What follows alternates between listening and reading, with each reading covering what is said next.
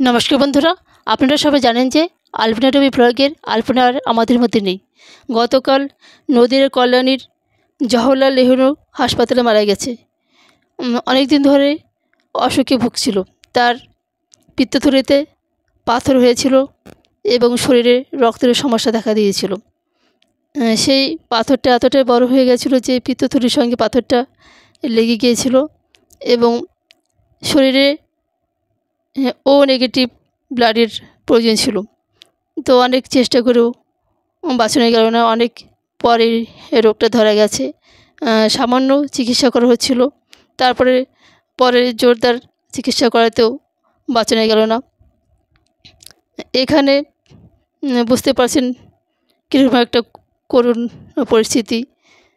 আলপনার মা কতটা অসহায় হয়ে গেল সেটা আপনারা বুঝতেই পারছেন। স্বামীকে হারিয়েছেন, তারপরে আবার একমাত্র মেয়েকে আগলে ছিলেন। সেই মেয়েটা ভগবান ওনার কাছ থেকে কেড়ে নিল। মানুষটা কতটাই অসহায় হয়ে গেল। তো সবাইকে বলবো, যার যার শরীরের যত্ন অবশ্যই নেওয়ার চেষ্টা করবেন। এখানে দেখতে পাচ্ছেন ওর মা প্রচণ্ড কান্নায় ভেঙে পড়েছেন। আলপনার মৃত্যুটাকে কখনোই মানা যায় না। একটা খুবই খারাপ একটা খবর। এটা শুনে আমি কান্না করে দিয়েছিলাম। তারপরে আলপনার ভিডিওর কিছু ছবি আপনাদের সাথে শেয়ার করছি। খুবই ভালো ভিডিও করতো, মানুষটি খুব আনন্দিত দিত, সেটা বলার কোনো কথা নেই। অনেক দিন ধরেই রোগশয্যায় রোগে ভুগছিল আর কি। তারপরে ভিডিও করছিল না অনেক দিন ধরে, লাইভ করেই চলছিল।